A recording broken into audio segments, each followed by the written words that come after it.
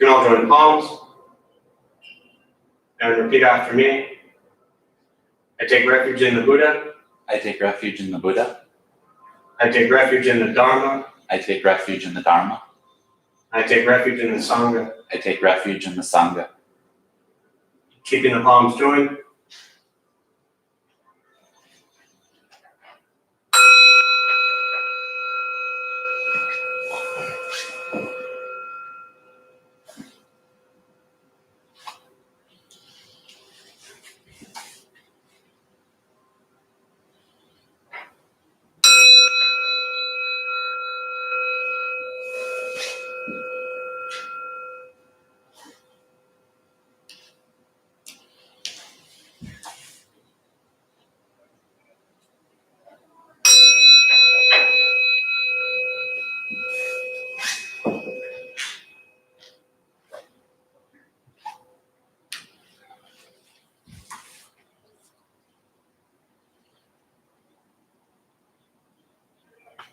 With palms down.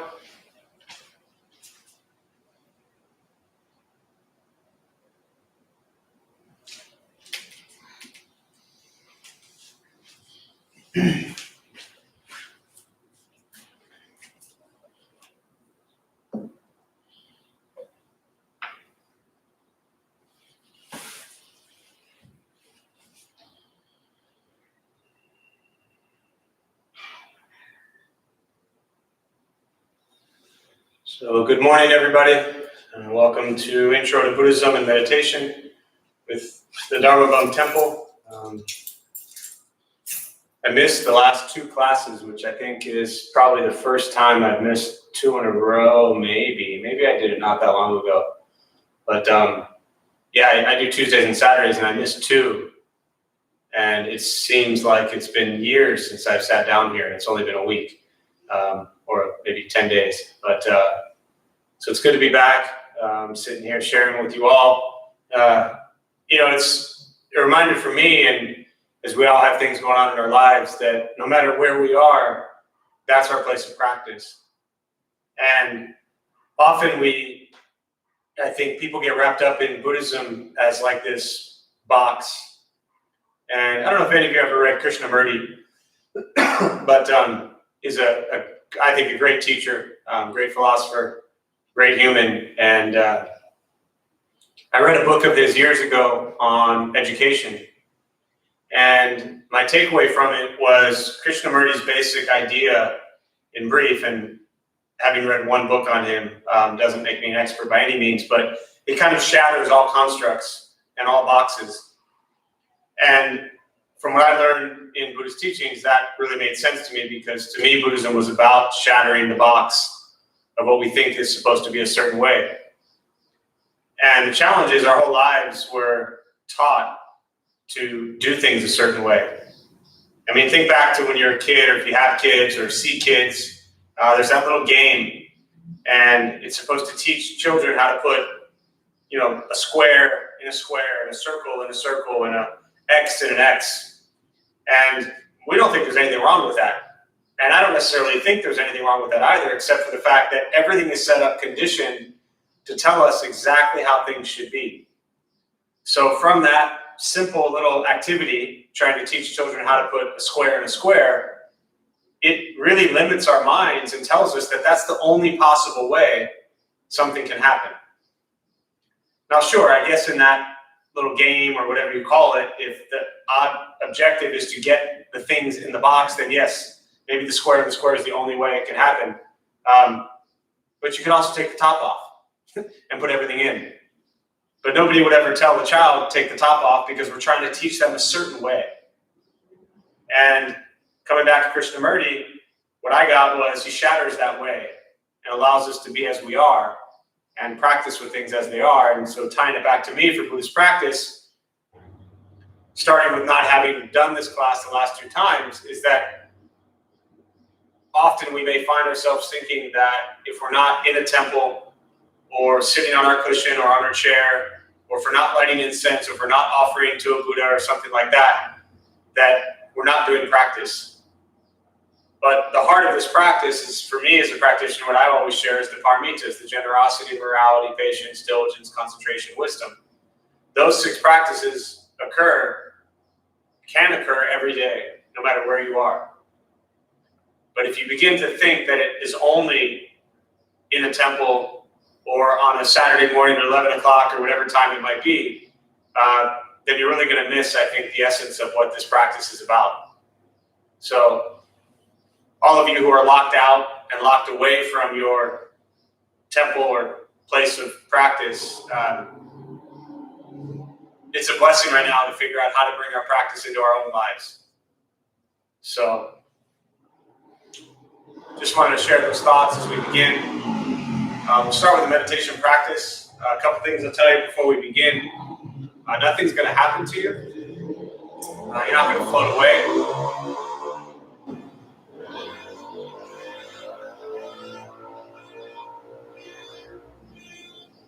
You're not going to have any mystical, magical experiences. The mind that races all day long is not going to shut off, especially if you're new. Maybe you're sitting here joining us for the first time. You might think that the mind is supposed to go blank or you'll think nothing. It doesn't happen, right? Your mind is going to continue to race. I will say things periodically, and what I say is meant to just bring your attention back to the present moment. Don't judge your practice, meaning don't ask yourself, is this working? Is it not working? Am I doing it right? Am I doing it wrong? We're just going to sit, we're going to breathe. You'll hear sounds inside the room you're in, sounds from outside. This is life.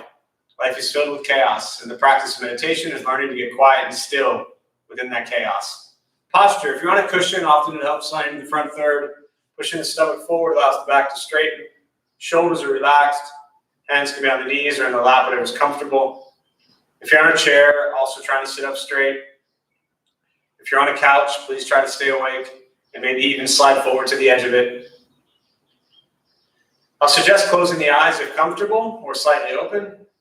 Mouth is open or closed. I'll guide us as we begin, and we'll settle into a little bit of silence.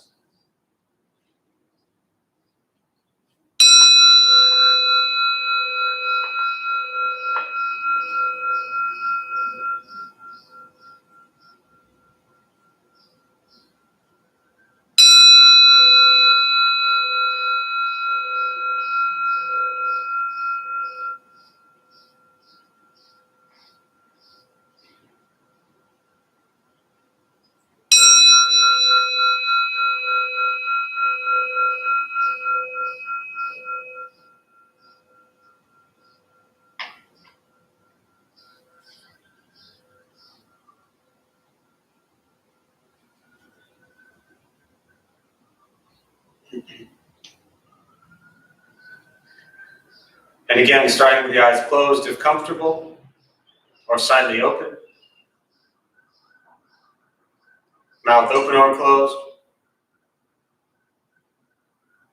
Start with taking 3 deep breaths, slowly.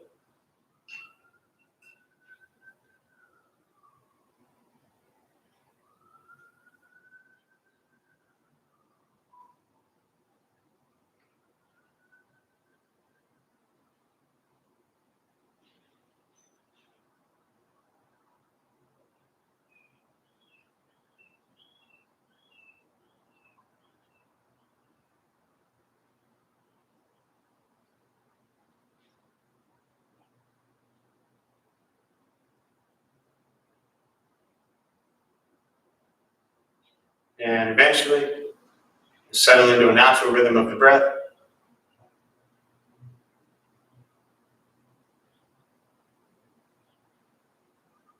Noticing the mind as it wanders, jumping from thought to thought.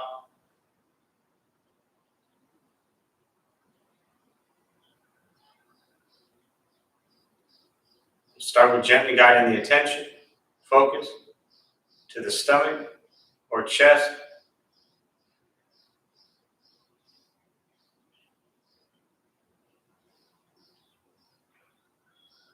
Breathing in, feel them rise.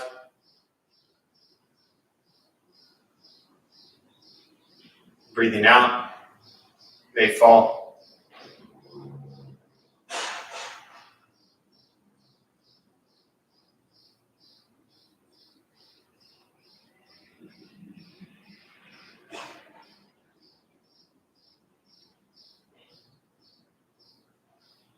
Simply continue this practice, observing sensation of breath, expecting nothing but to sit and breathe.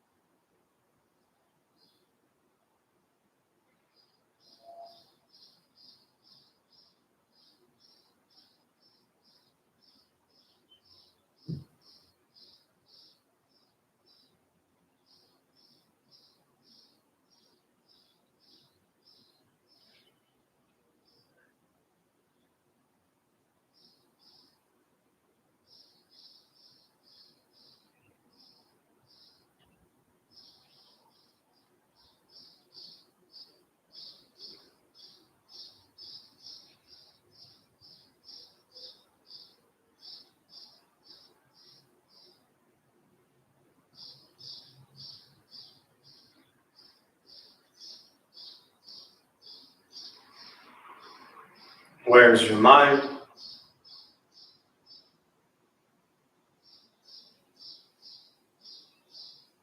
Lost in thought?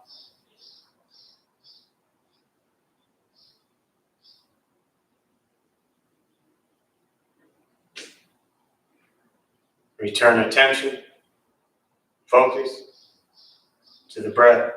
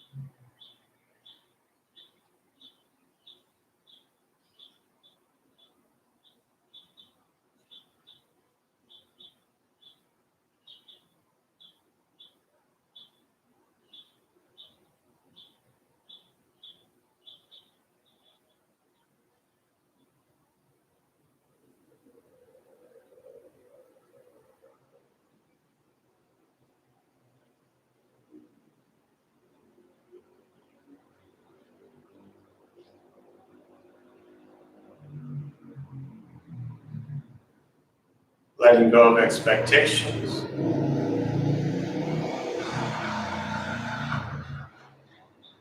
Letting go of judgment from the practice.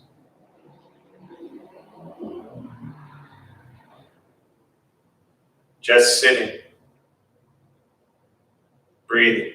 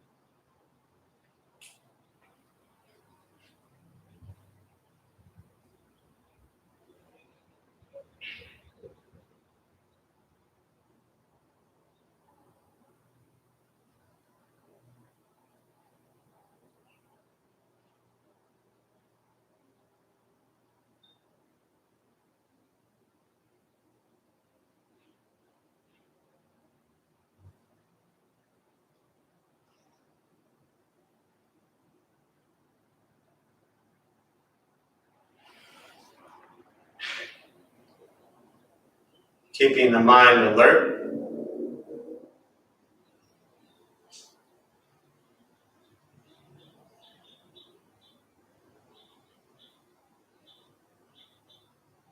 Aware of each sound.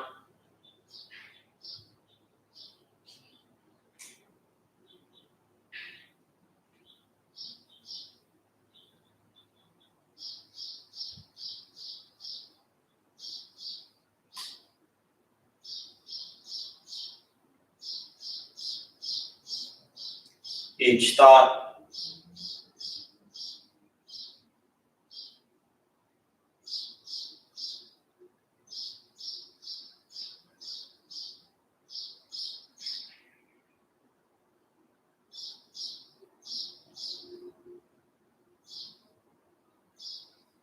Each sensation.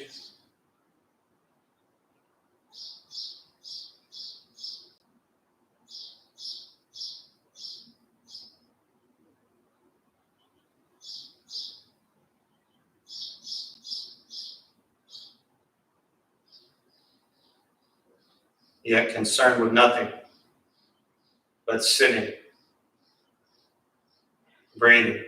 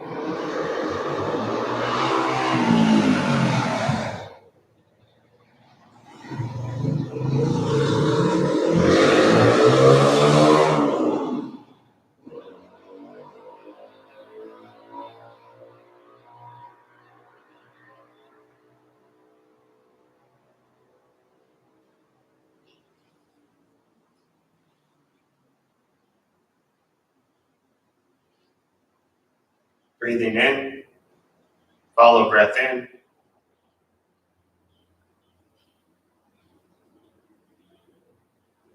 Breathing out,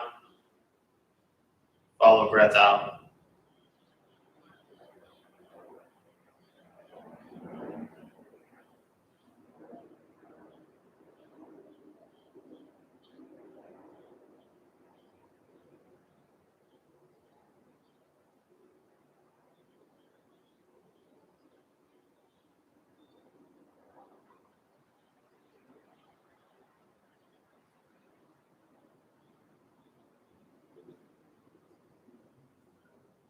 And with the body still, rested,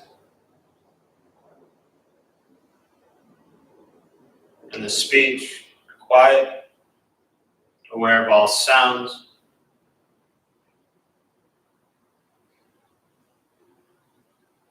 and the mind learning to settle,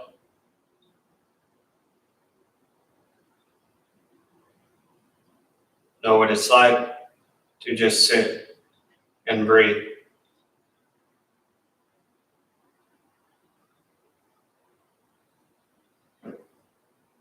Knowing with each breath, there's nothing else to do.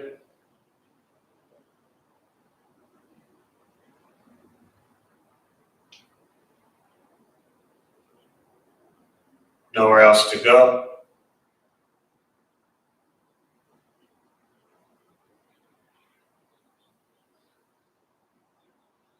No one else to be.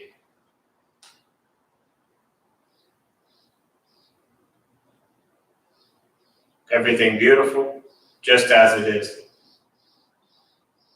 sitting, breathing.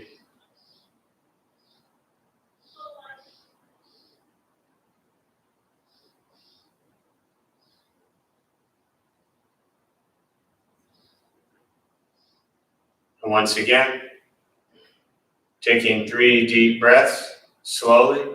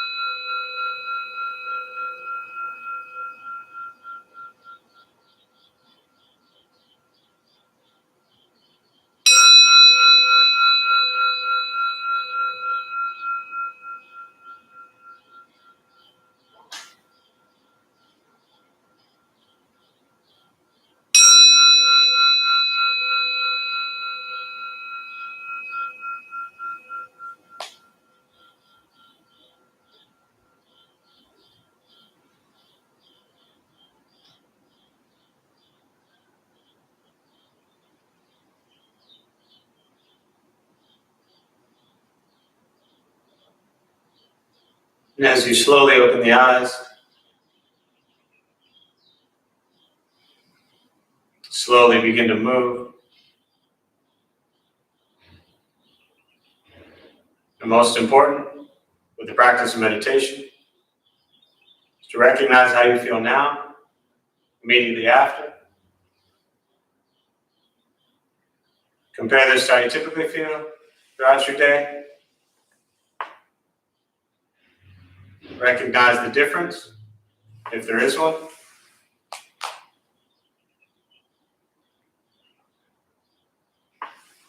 Ask yourselves how you prefer to feel every day for the rest of your life.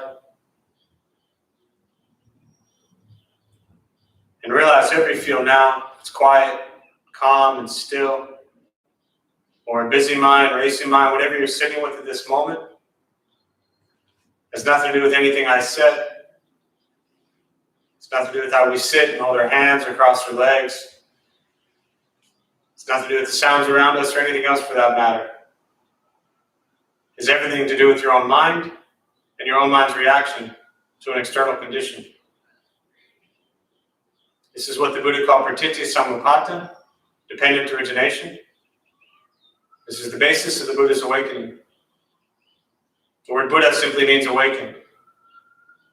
He was a human being no different than any one of us who began to understand why he suffered, why he got angry, sad, depressed, stressed, anxious.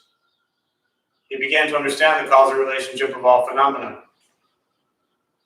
what that means very simply for all of us, regardless of where we come from or what we believe in or where we think we're going, our whole life is filled with things that happen and we react.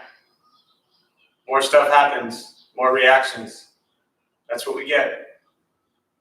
Now, most people respond to meditation quietly, peacefully, still.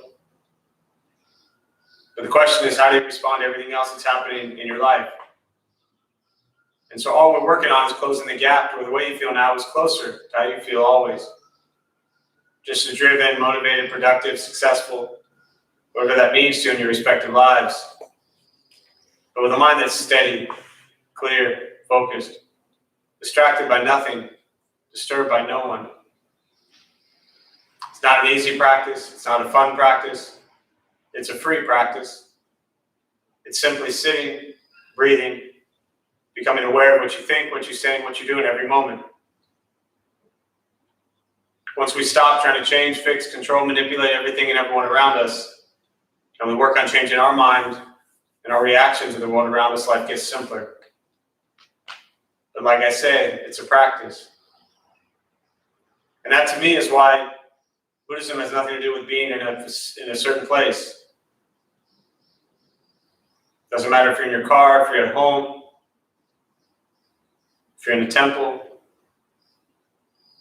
It's all the same. It's your thoughts and your words and your actions. Now, often people come to places like a temple because it tends to be easier. People are typically nice to you. Those of you who spent years coming here, nobody's really mean to you. I mean, the meanest one around here is me, and I'm really not that mean here, typically. So places like this, people are nice to you, and so we like that. We go to places like this. But we can't always go places, as we're finding out. So the question now is, how are you bringing the practice into your home, wherever you are? Are you generous? Are you moral? Are you patient? Are you diligent? How's your concentration? And where's your wisdom? In your house. Is your house a mess? Is it clean? Is your room a mess? Is it clean? Is your refrigerator a mess? Is it clean? Look at all of these things. This is a reflection of your mind. Very often we escape those places. We come to a place like this and we try to find peace and calm here. And then you go back to the chaos. Your physical environment that you are in is a reflection of your mind. Clean your mind, clean your environment. Taiwan, my master used to say, sweep every single day. Sweep the leaves. Because if you don't, the next day there's twice as many leaves. Every day we spend an hour sweeping leaves, and sure enough, go to sleep. Next day, more leaves. But it's a lot easier to sweep 1 day of leaves than 5 years of leaves. So use this time wisely. Take care of your mess. So with that, I'd like to use the rest of the time just to open up to questions, meditation, Buddhist practice, anything you're sitting with. On the screen or whatever you're looking at on the right side, there's a little chat box there. You can type your question, and Travis here will read it. I will repeat it and respond. So we'll open up to questions. Meditation, Buddhist practice, anything you're sitting with.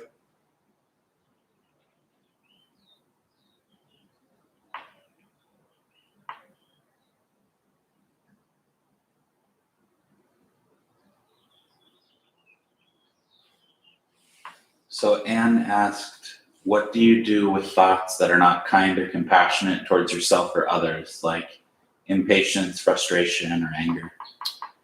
What was the last one? Anger. Anger. So the question of what do you do with thoughts that are not kind towards yourself or others, like frustration, anger, and what was the second one? Impatience. Impatient, thank you. So the Buddha taught that we have thoughts that are, for lack of better words, well, I'll put it this way: pleasant, unpleasant, and neutral.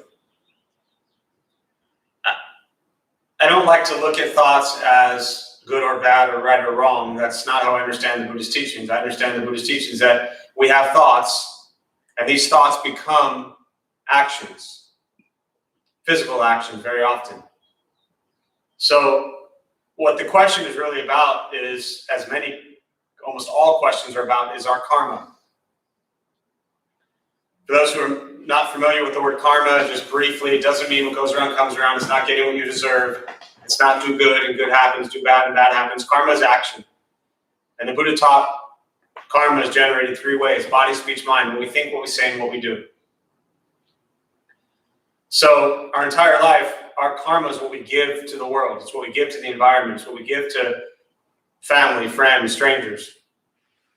So when you have thoughts that are unpleasant, which are really what you're asking about, right? Frustrations or impatience or anger, these are unpleasant thoughts. They're not neutral. They're not pleasant. So they're unpleasant. So your question is, what do you do with them? First is to watch them, to get to know them, to become aware of them, which obviously you are because you're asking the question. The second thing is to recognize that our thoughts are not just going to stop and go away. And yes, even though we cultivate what's called karmic seeds from unpleasant and pleasant thoughts, most likely the thought of frustration or anger or impatience doesn't cause harm. The thoughts don't cause harm. It's the action that we take from that thought that causes harm. So I'll share a story that Anne, if maybe you've heard this story, if you're the Anne that went through my head when Travis said Anne. But for you or maybe others who haven't heard it, years ago I was doing meditation at KPBS, and there was a kid named Cole, and he'd been to meditation maybe 2 or 3 weeks. So he came in one day, he was an intern, 20 years old, and he said, Jeff, I think I understand how this meditation can help me. I said, how's that? He said, well, I was at a party Friday night, and there was a guy, and he was, talking to my girlfriend, and I was getting really angry. And I realized I was going to get into a fight. Maybe I should take some deep breaths and calm down and walk away. I said, that's great. What happened? He said, I hit him. And I looked at him and I said, congratulations. And he was like, Jeff, I hit the guy. I got into a fight. And I said, yes, but there was that moment where you had a thought, anger. I shouldn't act on this. I should walk away. And then you hit the guy. Great. Not great that you hit the guy, but great that he recognized that there's another way to handle this situation. A month earlier, before coming to meditation class, he would never have even pondered that there was another way to handle it. Now, I grew up a really angry, depressed kid, and I used to, not like someone, and I'd get into fights, or if I'd see something, I quickly would react. I would quickly act on that anger. So the challenge is, watch the thoughts, but just be with them, see how they make you feel, and eventually they will pass. Pleasant, unpleasant, neutral thoughts all pass. For the 20 minutes that we sat in meditation, we had thousands of thoughts. Hundreds. But we didn't do anything with them, for the most part. We just sat with them. Here's a thought, pleasant, recognize it, release it, back to the breath. Here's a thought, unpleasant, recognize it, release it, back to the breath. Here's the thought, neutral, recognize it, release it, back to the breath. Your thoughts are never going to go away. They're never going to stop. And I don't know about you, but I will never, this entire life, have nothing but pleasant, pure, beautiful thoughts. My mind is a mess. My mind has always been a mess. My mind will continue to be a mess. I have unpleasant thoughts constantly, but I don't act on them. So for me, as a practitioner, that's progress. The next thing, I think, really the third thing, the first is to recognize, the second is to not act on them, and the third, what I'm about to share, is to realize that, well, I guess the third would be to allow them to pass. It's kind of combining second and third. But the next one would be, don't hate yourself for having them. So again, just using myself as an example, I've been at this practice a long time, 17 years. One would think, well, wow, if you've been doing this stuff for 17 years, you must have like some pure, great mind. I have as many ridiculous thoughts as anybody else. But I recognize them, I catch them, and I don't act on them. That's the practice. I don't get angry at myself for having unpleasant thoughts. I don't think, well, you've been at this for so long, why do you still have unpleasant thoughts? Well, I'm human. And I've had unpleasant thoughts my whole life. Just because you do some Buddhist thing and some meditation thing doesn't all of a sudden mean that you're going to have pleasant thoughts. Right? This practice is about being very raw, very real, and very aware of what your thoughts are, and not hating yourself for having them or not getting down on yourself for having them. Watch them. Let them pass as they will on their own, and don't act on them. So hopefully that's helpful. Other questions?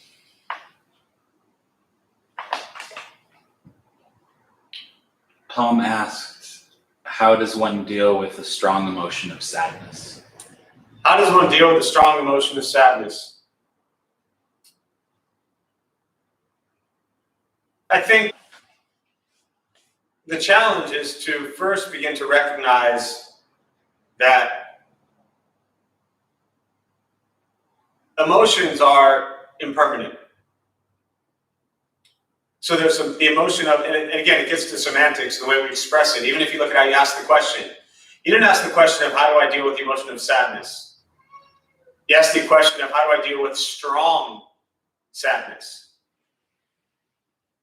It's just sadness. You can give it whatever levels and degrees you want, but you're going to have sadness your entire life. You're going to have joy your entire life. You're going to have sorrow, loss your entire life. You're going to have tremendous satisfaction and gain your entire life. All of these emotions that we label and put words on make up our human existence. So to me, what I've learned from this practice, the way I deal with any emotion is really the same. We might think that, especially if you're new to Buddhism, that the objective or the goal is to just be happy all of the time, right? It's one of my favorite jokes, not really a joke, but the Dalai Lama wrote a book called The Art of Happiness. And, it became a bestseller, especially in this country, because people in this country want happiness. Now, I've never read the Happiness Sutra from the Buddhist teaching. Now, I don't mean to say that the Buddha talked about joy, which one could say happiness. But the way we typically define happiness is very different from what the Buddha meant by joy. It's not about happy because you got all your stuff. It's not about happy because everything is going your way. It's not about happy because people are listening to everything you want them to or agreeing with you. It's about being pleasant and joyful in any situation, including moments of what you call strong sadness. The strong sadness, as you say, is as temporary as the happiness. But because we crave, or what we call happiness, because we crave happiness and joy, any moment we find ourselves not in happiness and joy, we feel devastated and destroyed and crushed.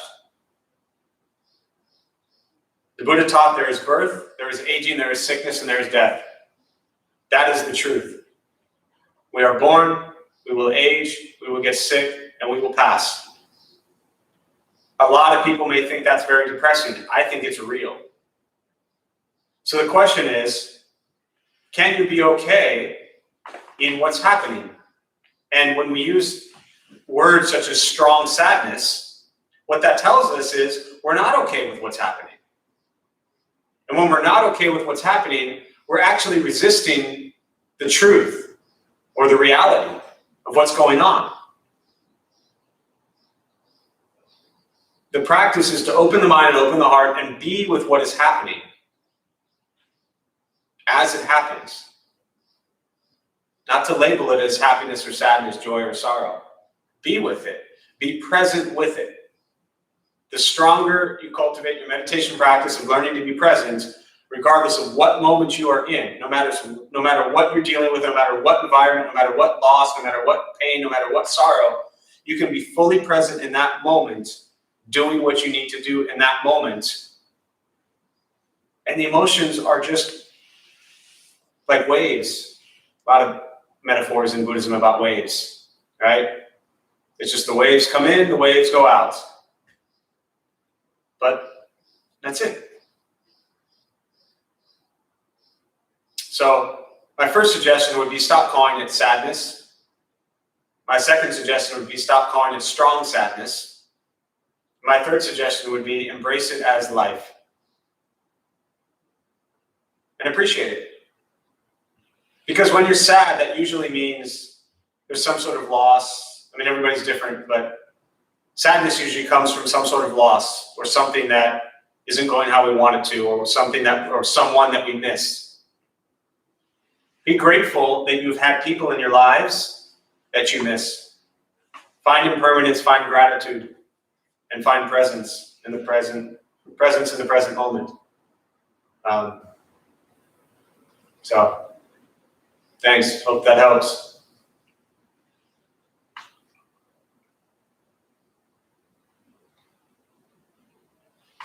Other questions?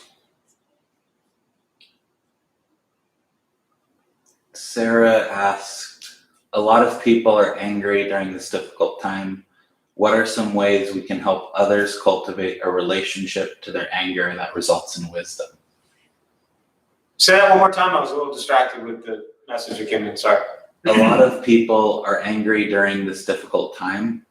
What are some ways we can help others cultivate a relationship to their anger that results in wisdom? So my first question, and a question like this is so much easier if I can see you right now, but how are you cultivating and being with your anger is the first question always. And maybe you're doing phenomenal with it. Maybe you're totally fine and you're not angry and you have all the peace and compassion and wisdom in the world, and so you're all good. And now with that sense of peace and compassion and wisdom and jolliness and kindness, because you're loving this so much, now, once you've got that done, right, you want to figure out, how do I help somebody else? It's a very kind thing to want to do. First and foremost, take care, as I say, take care of your own mess. Take care of your own house. Make sure that you are really solid in everything you're asking about before you try to get others into it. Now, once you've accomplished that, trying to get other people to deal with their anger is nearly impossible. I'm sure that was the answer you were hoping for. It's difficult, right? There's been times in our lives, and a time in your life, I'm sure, that somebody wanted you to do something that was beneficial for you. You didn't want to hear it. Somebody who loved you and cared about you knew what was best for you. And you were like, no way. Not now, not me, not ever. So in all likelihood, that's what's going on with somebody else, something like that. This comes up a lot. You know, many of you know we have a huge recovery community here. And very often in those groups, in those circles of recovery, people talk about others who are dealing with their battle and addiction. And so the question is, how do I help somebody else? And if you've been around this stuff long enough, you eventually realize that you can't help somebody else unless the other person wants help, right? I mean, it's that old metaphor, you can lead a horse to water, but you can't make the horse drink. So you can share maybe what you do to help with your anger, maybe what you do to help with your anxiety or stress or sadness or depression. Share what's working with you. But it's really hard to get other people to want to get better if they don't want to get better. Especially if they don't even know that they need to get better. Again, very often, the people that we see who are so angry, that's how they want to be. But we take it on our shoulders and our responsibility, and we feel as if it's our obligation to go fix everybody else. As I alluded to earlier, I grew up an angry kid for no reason. No matter how many times somebody said to me, don't be angry, that just made me more angry. So, it's a delicate situation. And I'll say this, and I don't mean to discount, especially if you don't know me or joining me for the first time, I don't mean to discount the pandemic that's going on right now. It's no joke. It's scary. There's a lot of fear. There's a lot of anger. There's a lot of sadness around it. I mean, I just want to put a little asterisk in front of what I'm about to say, that the world is a very dangerous mess right now. But 3 months ago, 6 months ago, the world was also a very dangerous mess. People were angry 6 months ago. They were angry 6 years ago. They were angry 6 days ago. We just now have something else or something new to now be angry at or be upset at or to be worried about. Right? I mean, I'm not a hypothetical fan of hypothetical situations, but let's just all of a sudden, miraculously, which I hope we do, all of a sudden, boom, there's a cure, everything's solved, everything's great. Are all of you just going to stop being angry and afraid now? Just because this virus thing has been solved? No, you'll find something else to be angry.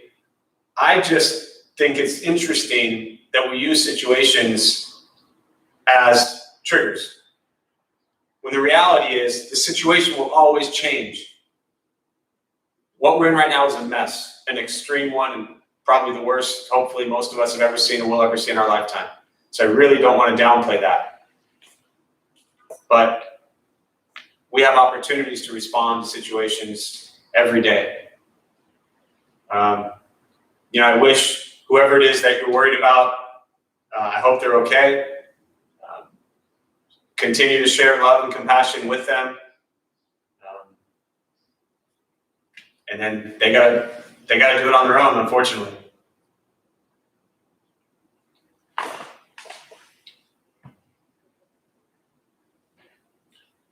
So Molly would like to hear more about your personal meditation practice.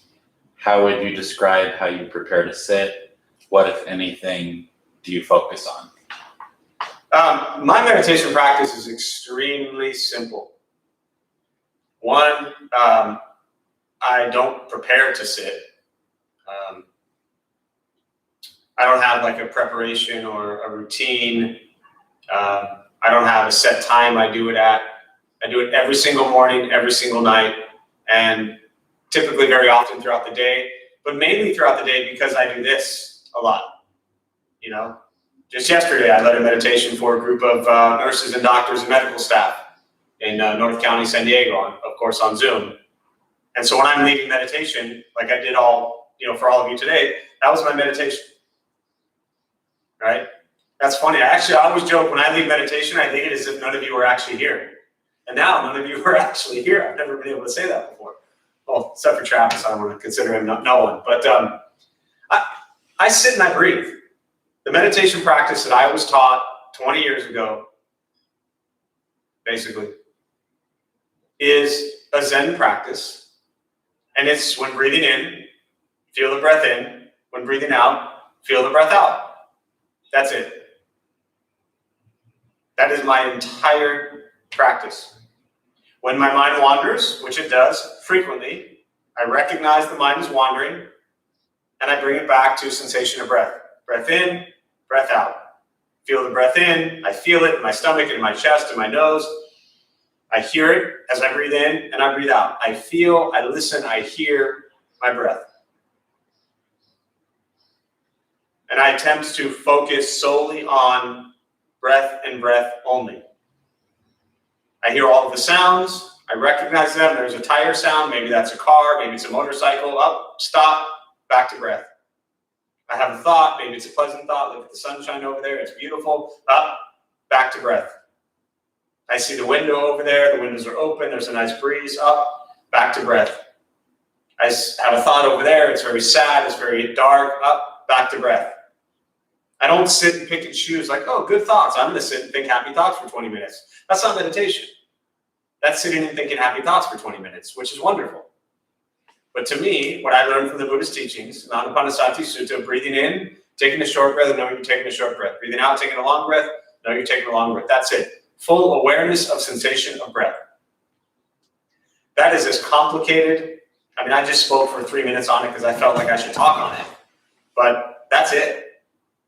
Awareness of breath. No preparation required. No gadgets required. No incense required. No cushion required.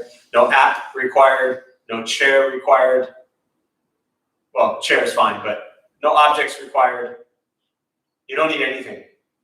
The beauty of that practice of the breath is it's free and it's always with you. You don't have the breath, you don't have to worry about meditation anymore. It is fully mobile.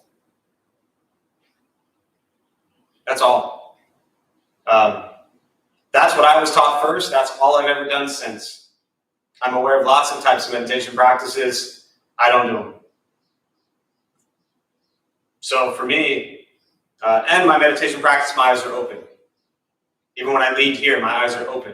Often at the beginning, when I'm kind of setting it up and guiding you at the beginning, my eyes are closed.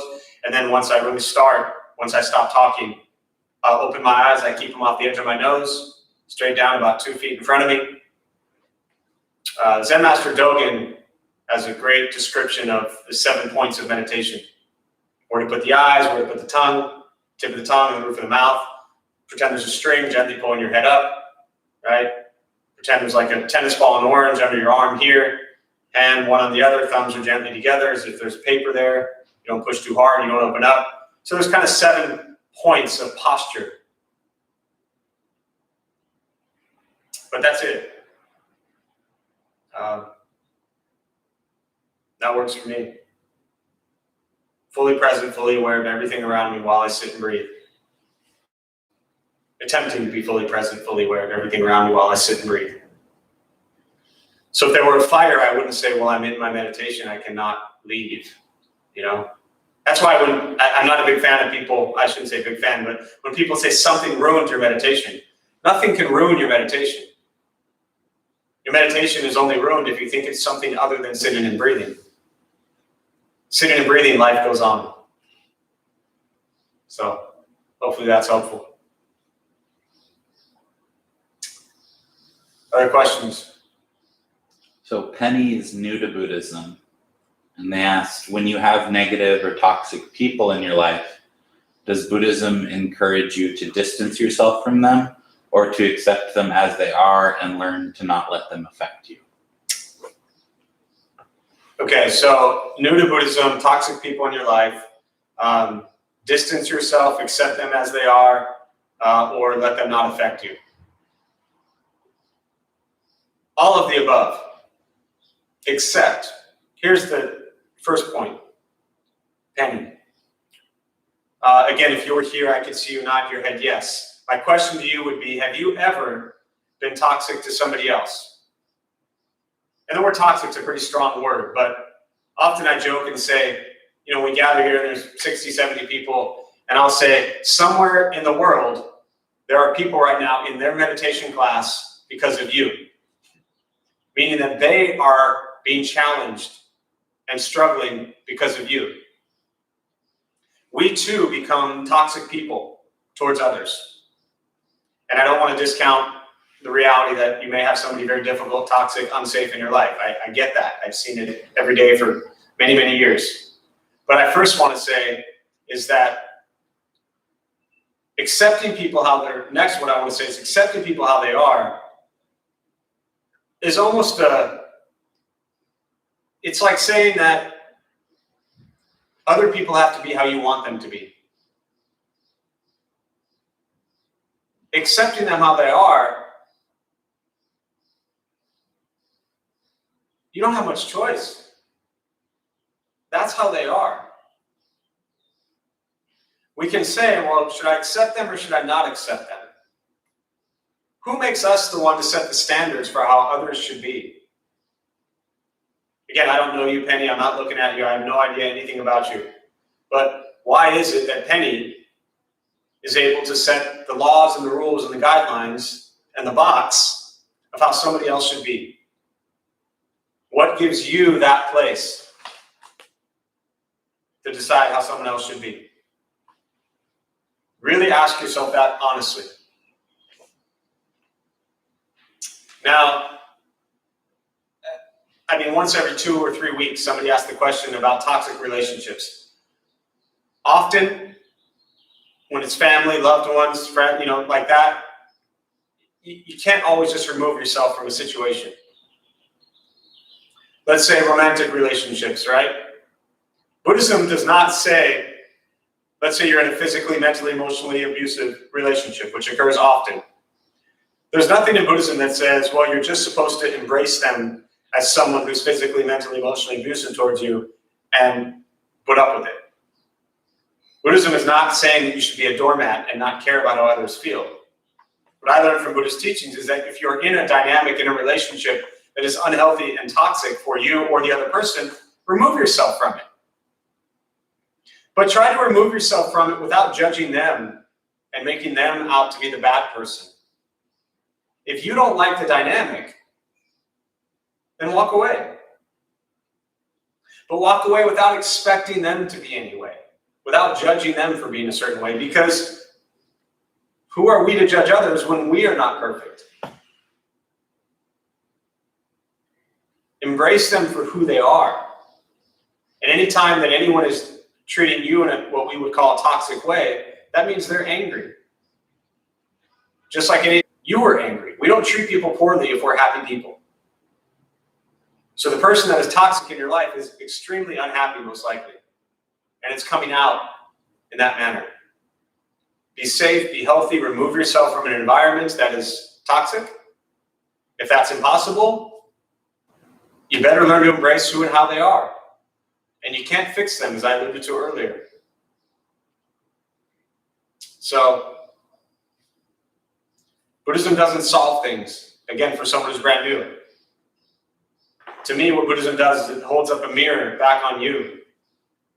And it says, okay, Penny, am I kind? Am I compassionate? Am I loving? Am I understanding? Am I forgiving? Am I safe? Of course. But look at yourself. And if you are solid and sound in those areas, then you'll know exactly what to do in a toxic situation. It doesn't fix things, as I just said. It puts us closer to the truth and the reality of what's going on. So we'll do one more question before we wrap up. It's shuddering in your breath. That's it. I'm not a doctor. I'm not a scientist. I'm not a meditation master. I couldn't tell you anything about your meditation. I would say just experience it. You know, if it's causing you pain, do something else. If it's uncomfortable, do something. You know, often people say, like, I was in such a deep meditative state that I didn't hear the car. That usually means someone was just asleep, right? Whatever is occurring during meditation, or people will say, well, my shoulder hurt during meditation. Your shoulder probably hurt before meditation, and now you just slow down long enough to recognize your shoulder hurt. Experiencing it, just like life. I can't tell you what life is. I cannot tell you how the world works or what's going on out there. Nobody can tell you that. All you can become aware of, and this is what I use Buddhism for as a tool, to become aware of what is my response, present moment experience with everything as it occurs. That's it. So with that, I'll close. We'll join palms. May the benefit of this practice be shared with all beings in all directions. May all be at peace. May all be free from suffering. May any merit gained from this practice be transferred to those who need it most.